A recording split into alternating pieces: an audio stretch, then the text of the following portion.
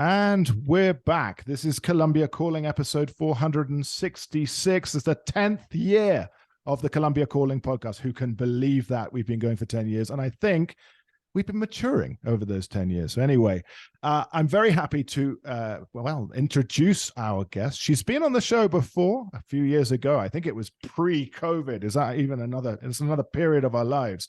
Daniela Galán. She's an art historian. She's in London.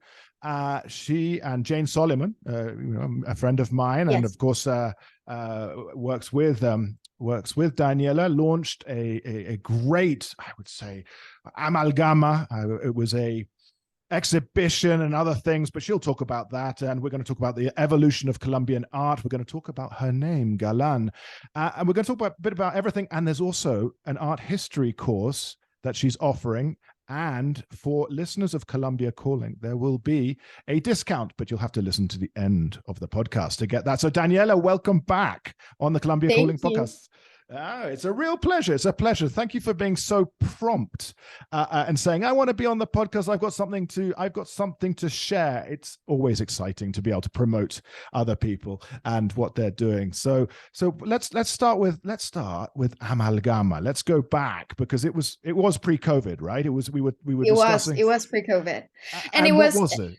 So originally it was an exhibition to promote female artists from Latin America here in the UK. Yeah. But then after the exhibition ended, I asked myself, what am I doing? This cannot stop in an exhibition. Our mission was to promote the work of female artists from Latin America and the UK and to reduce the gender gap within the art industry. And I never realized that the gender gap within the art industry was that big. I never realized that. I never realized that, for example, women earn 50% less than men. 50% less, which is ridiculous. Or more, if you think about the most expensive work by a living female artist, that was Jenny Saville. And she sold by, I don't know, $9 million. I don't know exactly the number, but if you compare it to Jeff Koons, who sold 90 million, the difference is outstanding. So there's a lot of efforts to be done in order to reduce that gender gap. And unfortunately, in Latin America, we are like the bottom of the because in a way, not even men are known. And so if you don't even know the male artists, well, women artists are like completely a mystery. And the more I research, the more I become passionate about their work because it's outstanding. And it's something that I feel in all the bottom of my heart, everybody not only should know about, but will love and will be completely mesmerized by their groundbreaking proposals. And this is why we're doing what we're doing. Wow. Exhibiting, showcasing them, teaching about them, everything we can do so everybody could fall in love as much as we have. But there are some phenomenal artists out there. And now the exhibition that I saw last summer in London, was that part of Amalgama as well? Yes, exactly. So since the first exhibition, we have been committing ourselves to exhibit as much as we can artists here in London. So we tend to do open calls in order to have like a less biased perspective. And we get jurors in order to help us select the artists that we will exhibit here.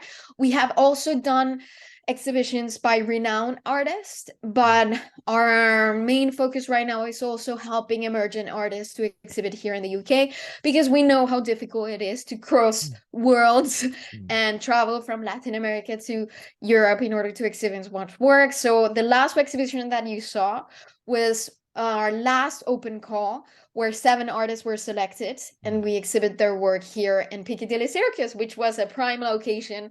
It was really, really good. So yeah. Yeah, I remember the building. It used to be a bank, wasn't it? Was it a bank? Barclays. Yes, it was exactly. A Barclays. See, I'm a Londoner. Absolutely. I remember that bank as well. It was alive when I arrived, but I think COVID destroyed it. So well, for your benefit. And I don't lament the loss of a bank for an art gallery and an exhibition. No. I think that's a positive. Absolutely.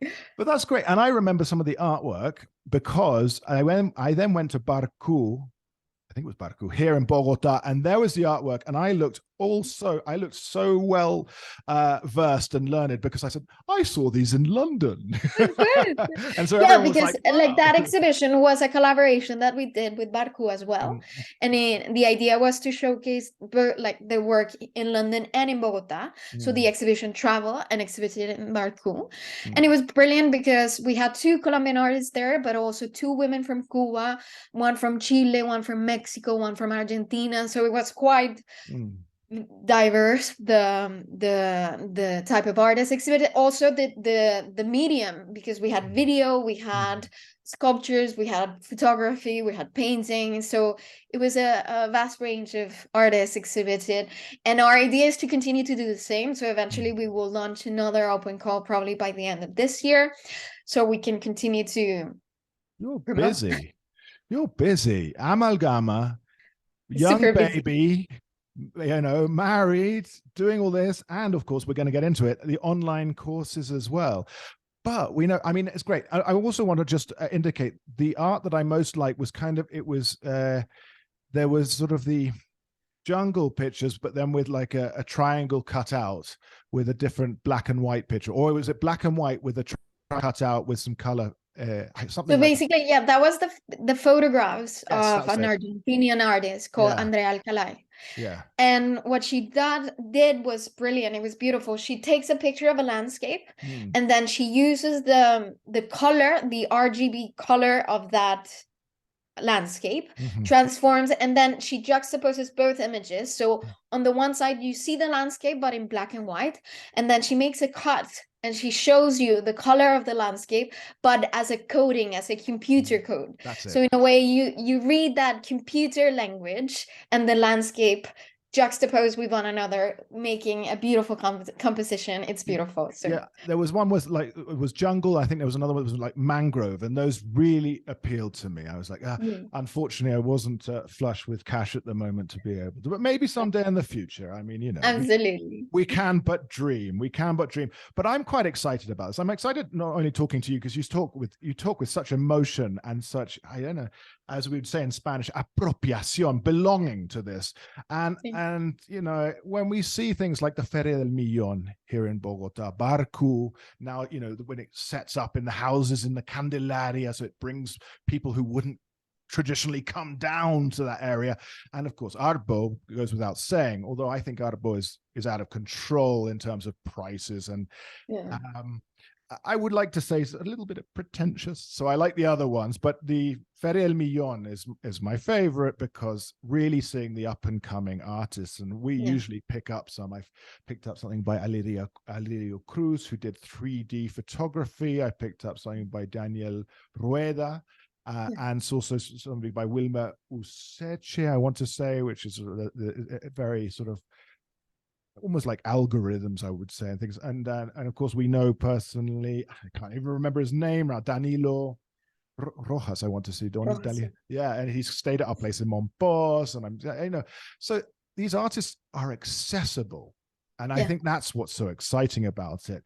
And to go there into like the Feria del Millón and talk to them and have them explain to you what's going on, and I feel that's what you're doing a lot, not only with Amalgama and let's say the female art world and all this, but I think this comes, from your background as well as an artist. I mean, I know for a fact that you graduated as a lawyer and you made what could quantum jump described in many circles as the right decision to go into art and art history, where you look very happy and you sound very happy. So there you go. But let's talk about your surname, because that's something that obviously is hanging over you, and it hung over you as an artist, Galán. Yes. Now, for those of you out there who are not familiar with the name Galán, maybe Daniela, you could tell us. Well, basically, yeah. And oddly enough, I did an artwork about it. And we were discussing about this artwork before, because it's an artwork called The Weight of the Name.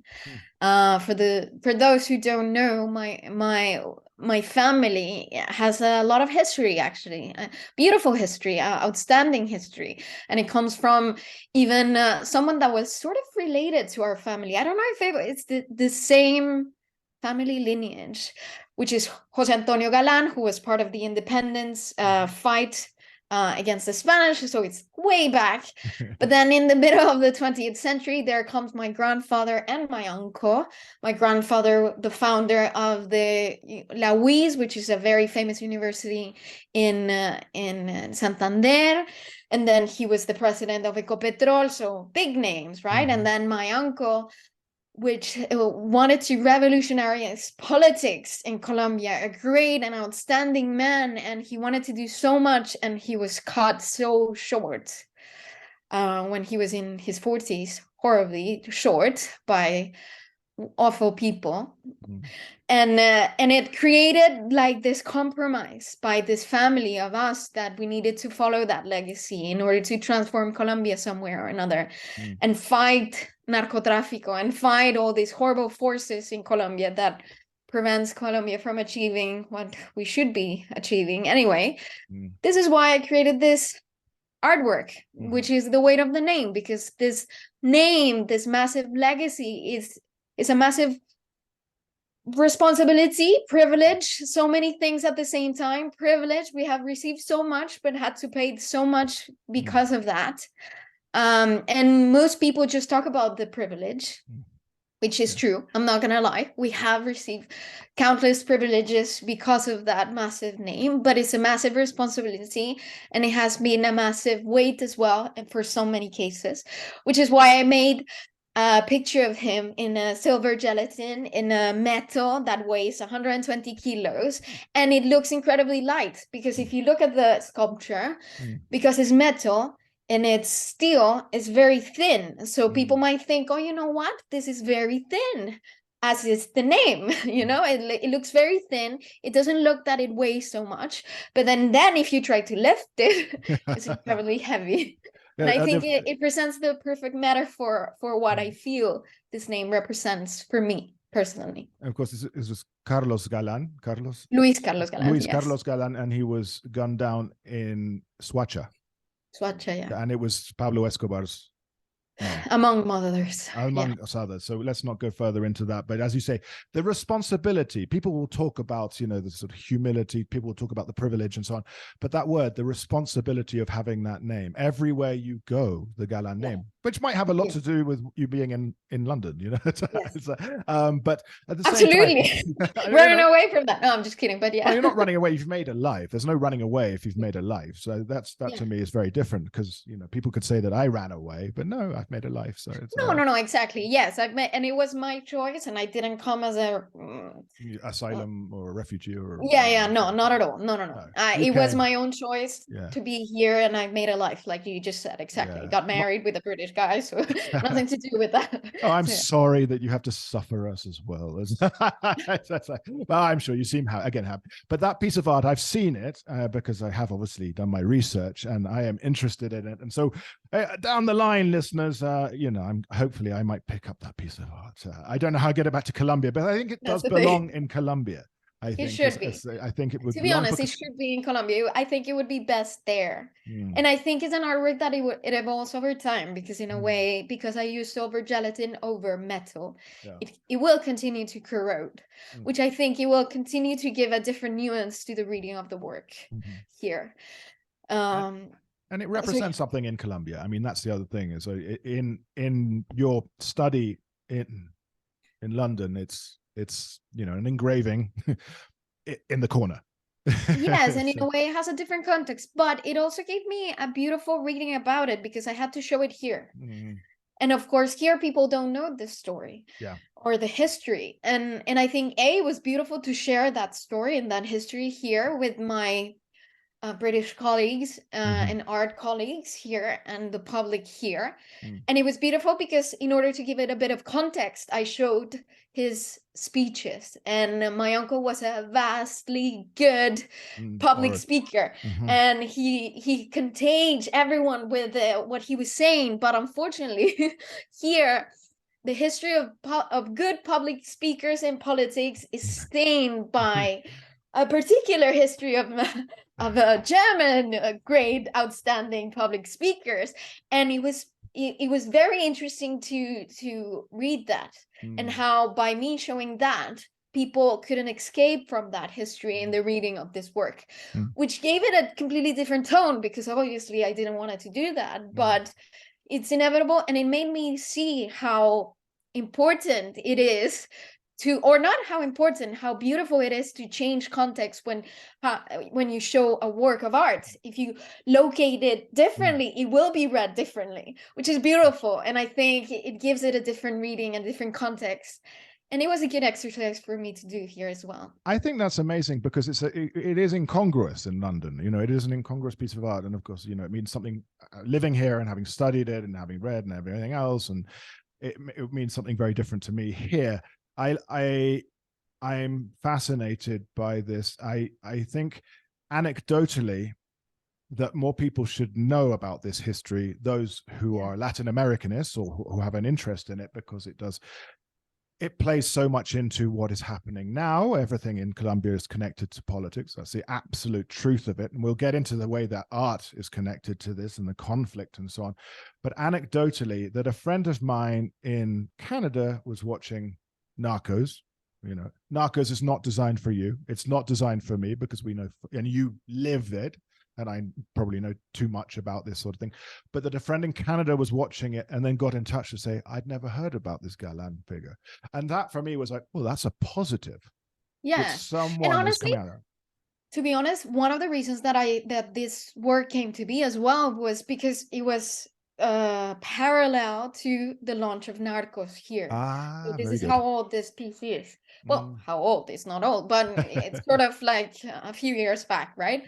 And it was one of the things that frustrated me the most is that in that show, in Narcos, it shows as if Gaviria was the one writing his speeches. And that I took personal, like I said to myself, no, this is so wrong. Like one of the highlights of my uncle was his ability at public speaking. And the fact that they say that Gaviria wrote his speeches as if the brains behind the operations were Gaviria, for me, I was like, what? No, this is not true. So it made me realize that, of course, when you have a name, a certain persona is built around you. And in a way, this is the paradox of the artwork that I wanted to make, precisely to demystify this persona and how that persona affected everyone surrounding that name, surrounding this idea, and how we live through that. That's the beauty of it. So this is why I'm curious. A totally tangent there. I'm curious as to why Gaviria has so much authority. I'm curious, even in today's world, he's the one. I mean, by the time this comes out, possibly the Reforma de Salud has collapsed because of Gaviria's machinations. It's like whether you support it or not, there's Gaviria, and I mean, basically, I guess he's also incredibly smart and intelligent. Yes. And but he didn't write those speeches. I mean, he didn't write those speeches. We know that, and for me, he has damaged almost irreversibly the Liberal Party's reputation as a great historic party in Colombia. But let's not get into that. But as I said, politics and Colombia are, very much, everything is political. And that's why I wanted to get into the art side of things here, because for me, there is a generation of artists that obviously have been, and rightly so very much defined by the conflict and politics in Colombia, even, up to present day. And we talk about Doris Salcedo and so on. You talked about Deborah Arango with me. But it's funny that you say that, because I think there have been many generations, because Deborah Arango was way before Doris Salcedo. I think during the time of the violence in Colombia, the period, like la violencia, during the 40s and 50s, that was a generation way before this one that you're referring with, Doris Salcedo and Oscar Munoz, for example, other great artists that came after. And I think it was like Deborah Arango's generation, like alongside someone like Pedro Nel Gomez, who was one of the first muralists in Colombia. I think they were also committed to showcasing what was happening in terms of political turmoil that they were living then, because I think in Colombia we have suffered so many violent periods that we cannot mix, you know, like the violence periods was horrible, and then came the drug dealers and Pablo Escobar that came in the 80s, but they were sort of separated. And in between, paradoxically, there was a period of sort of apolitical artists, in a sense, which is not apolitical, and I don't know if they were completely apolitical, but they were, some of them were purposely apolitical, and they were venturing towards like more geometric abstraction, and it's the generation of Negret and Ramirez Villamizar, a series of sculptures that delve into geometric abstraction in order to, in a way, distance oneself from this political theme.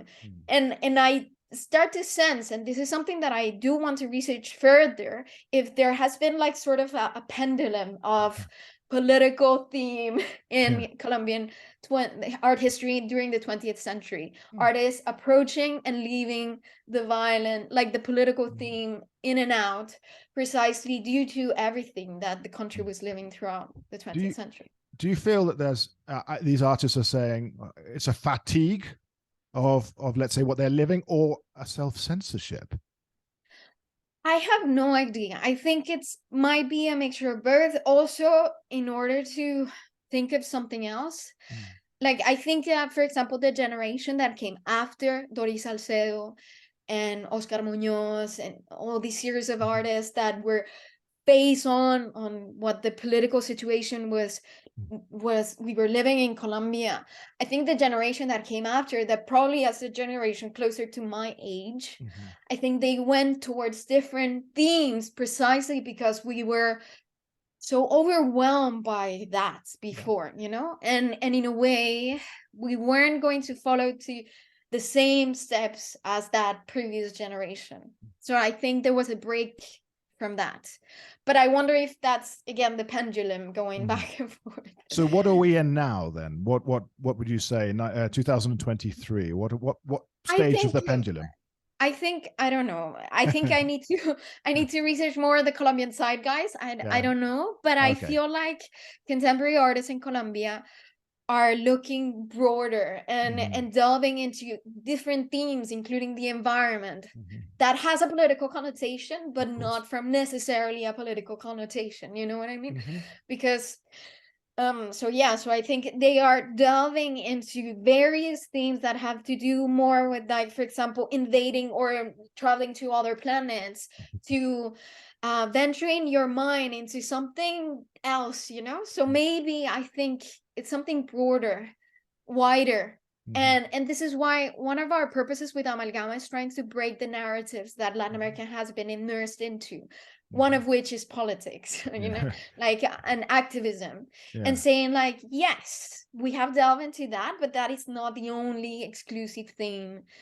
And I think artists are trying to push to other limits, exploring and researching other concepts that are also fascinating. And I think this is where, in my perspective, Colombian art is heading towards. So if we take Colombia and then we take the rest of the region, because that's Amalgama, would you say then, would you refer to a certain maturity in the art world then? Because, there have been the artists who focus or are doing sort of allegorical imagery or sculpture related to the conflicts or the political disturbances, because you've got people, I can't name people in Brazil, but of course you have a heavy history there, and of course in Argentina, of course in every Latin American country, Pinochet era, Chile. If people are exploring different things, do you feel it's a new generation saying, well, I haven't lived that period, so I would like to now explore other things rather than paint or make sculptures or explore periods that my parents or my relatives have lived through? Do you feel that there's something there? Perhaps. I wouldn't say it's maturity, because I think each period had its own maturity, like they were, they were all doing their best to try to understand the environment that they were at. And I think right now there are so many other complexities that I feel the artists are now delving into. Like, for example, the pandemic and like the overload of information, globalization, colonialism. Like, there are so many other things going on at the same time. And so artists are doing, in my perspective, their best in order to navigate that zeitgeist and speak what it relates to them. And I think there are so many, it's impossible to pinpoint this is the thing for me, because at the same time there are so many languages so diverse within the art world, within Latin America, that it's impossible to say, okay, this is exactly what they are doing right now. In each country, I think. I don't think we'd be able to. Yeah, I don't think we would be able to pinpoint it, as you say. I don't think so. But I like the idea of the pendulum. I like the idea of that. It's very, very visual idea. So therefore, we can see it. But so tell me, that brings us to, guys, you've been listening to Daniela Galán. Listen, I mean, there's an expertise here that seems unrivaled, in my opinion. So Daniela is offering online courses. Tell us about it. So yeah, it started because of the pandemic. Honestly, this is started because of the pandemic, and at the beginning there were just webinars because I just wanted to talk about artists. Basically, I just wanted to share my passion of why I thought these artists were so great, and because I was shocked that most of the people that I knew had no idea who they were, why they were important. Even icons of art history, people were like, "What? Who are they? No idea." And so I was like shocked and baffled. So at the beginning there were just webinars that I started doing. Then I decided to do, okay, I'm gonna try to do a brief history of art of the first half of the 20th century, because honestly there's so much to talk about that if I talk the entire 20th century, my brain will explode. So I said, okay, I'm just gonna try to do a brief history, 6 webinars and explain it.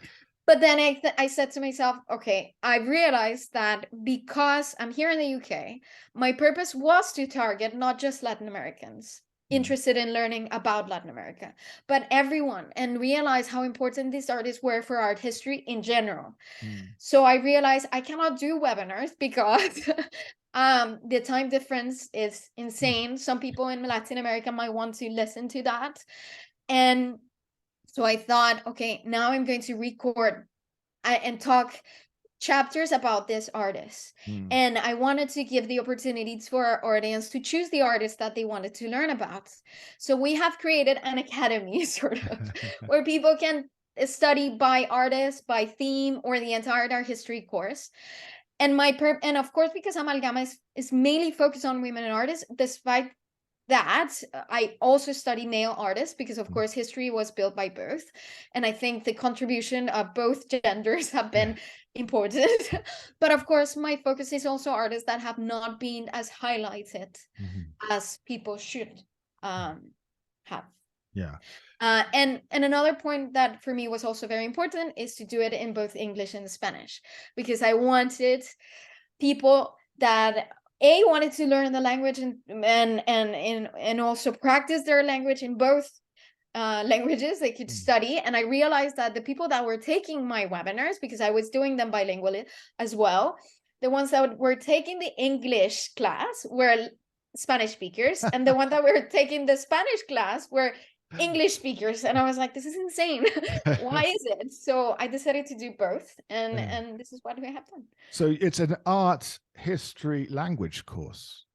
Absolutely, yes, it's an art history language course. I should sell it like that. But I like it very much, and that's very exciting to have that, and have that dynamic as well, because someone who's learning Spanish and of course taking your art history course is going to come with a different vocabulary and a different emphasis, and vice versa.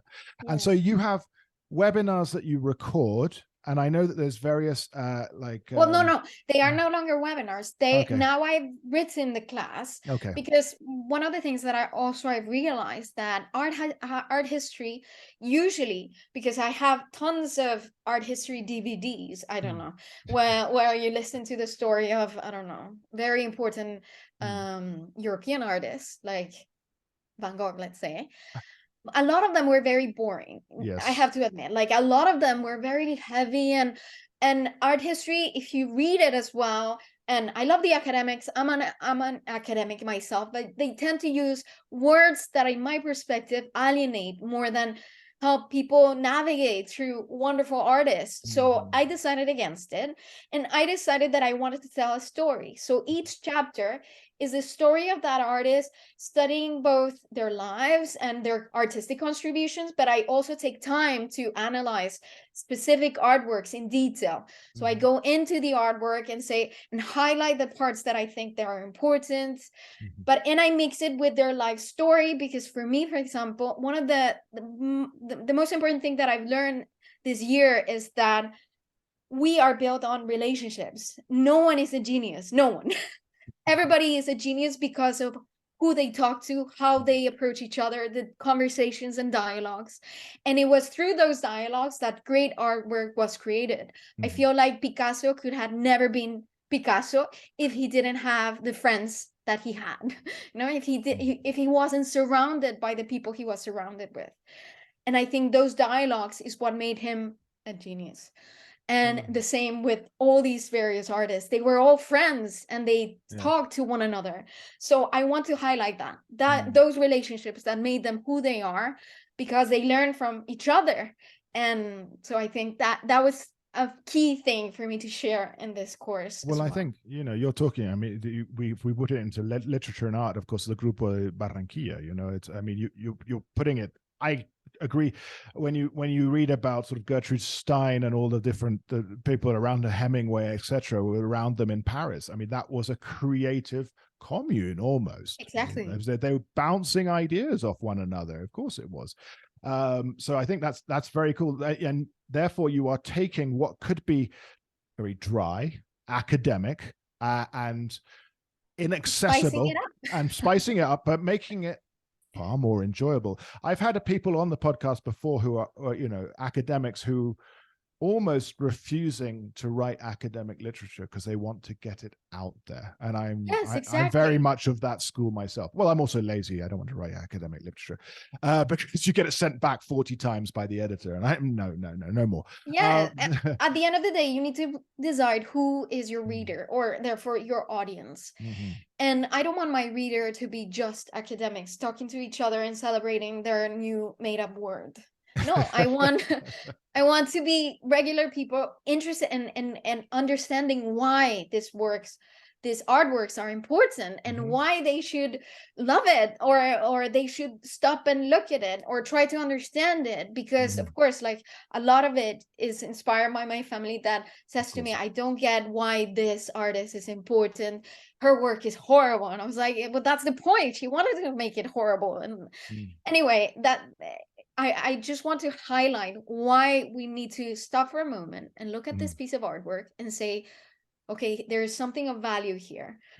Why is that? Why does it have that value? So that was my, and for example, just to give you an example, I don't know if you're watching Netflix right now, and there's a series called Transatlantic, where it talks about the group that Varian Fry, which was a journalist, he created an emergency committee or rescue committee in order to help intellectuals and writers and painters escape from the war during World War II, right? And so he helped André Breton, he helped Chagall, he helped Duchamp, he helped all these great artists. But honestly, in this show, they forgot to mention the Latin Americans that he also helped. So, for example, he helped Wilfredo Lam, who was in that Villa Herbel.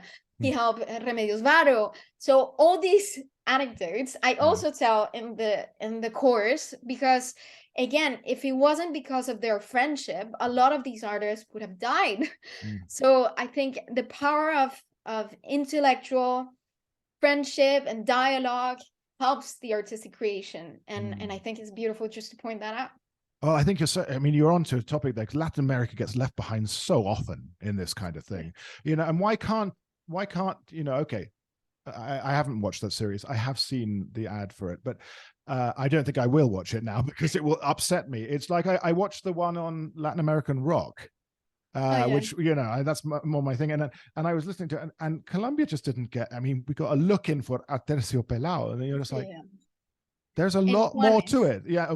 Well, Yeah, I don't. Yeah. equimosis. Yeah. Well, ecchymos is one thing. Juan is. Please no. Please no. Well, anyway, Oh, yeah, I'll equimosis. alienate. When Juanes had long hair. Yeah, when he did real music, and not pop. But let's not say that. I'll alienate my listeners for saying that, and anyone in Medellin. But that said, I was just like, okay, we don't need to focus only on Mexican and Argentine rock. But anyway, that's what happens. So tell me quickly, if I were to sign up, and my listeners were to sign up, what would the course look like? So it depends. You can choose whether you want to learn, for example, I want to learn about the Orarango. So you can just purchase that class, and when you purchase that class, you have access to it in English and Spanish, because everything is sold bilingually. Or you can say, for example, right now we have a short course that is called Latin American Surrealism, ? Because I deeply emphasize on the fact that they were not surrealists, but they created a new movement altogether. Never mind. But where you can study, for example, the work of Deborah Arango, that so often she has been read as surrealist, but anyway, and other artists like Wilfredo Lam and Frida Kahlo and Remedios Varo and Leonora Carrington. They are included into this short course, so you can also purchase that. And again, if you are one of your listeners, with the code Colombia Calling at the end of at checkout, you get a discount. You get a 5% discount, so it's great. Or if you want, you can purchase the entire history course, which is a year long. And then you can get all these information, and it's as simple as you get an email and you start watching, because all of them are videos of 15 to 20 minutes that you can watch comfortably. And I help you see the videos, because I provide you with questions that help you like look at the video in detail and remember, okay, this is what I need to pay attention to. So it helps with the learning process, because sometimes you get so much that you can say like, okay, but I help you navigate it by giving you questions that will help you look at the videos calmly, and you can watch them whenever you want. And then if you have questions, you can write us. There's a part there that it allows you to ask questions. And if you purchase the entire art history course, we have live Q&A sessions where you can meet me and ask questions again. So that's the top tier. That's the top tier. It's time with Daniela Galán. Exactly.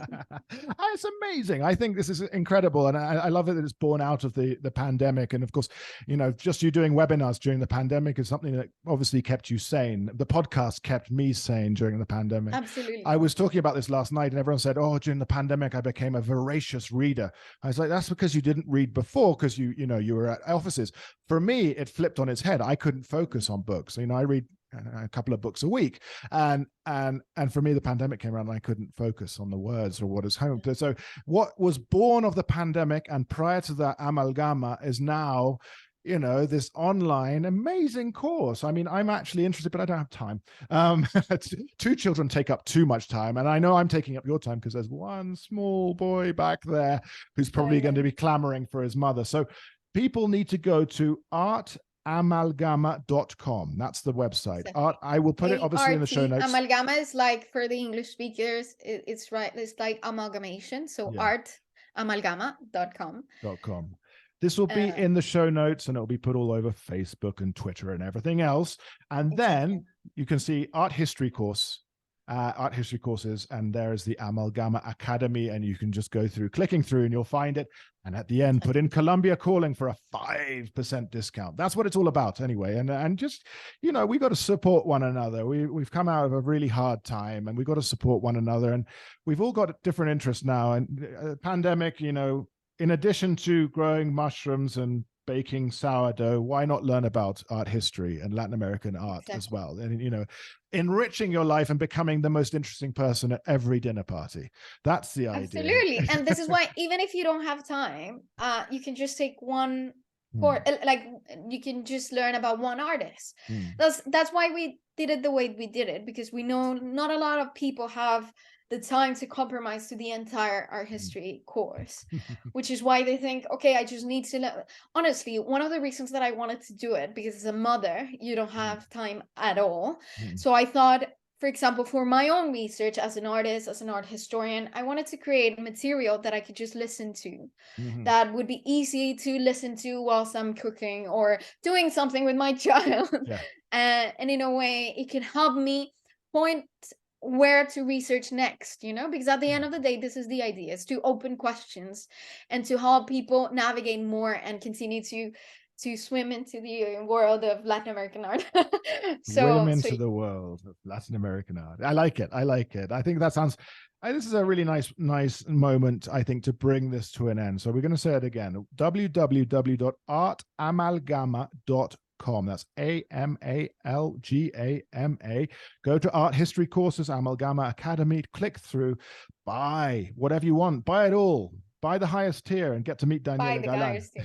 Absolutely. So listen, Daniela, thank you so much for your time, and thank you for sharing something so profoundly personal about the weight of the name, because it really, I could see it. It changed the ambience of the podcast discussing that. But there was the dip, but because it was emotional, and then we get back up again into your enthusiasm for the course and the artwork and what you're doing. So thank you for your time, and thank you for obviously offering my listeners the 5% discount.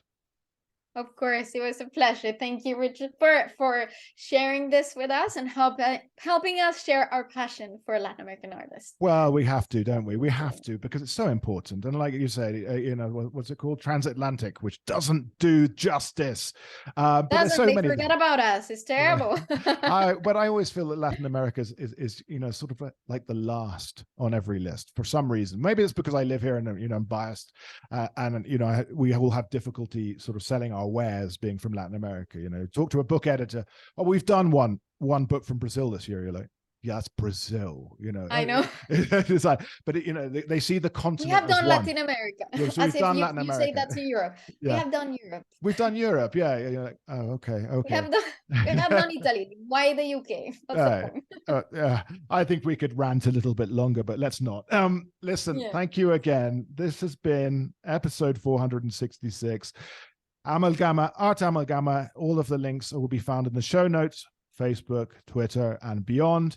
Of course, thank you to our new Patreon supporters, patreon.com/Colombia Calling. You can help us out there.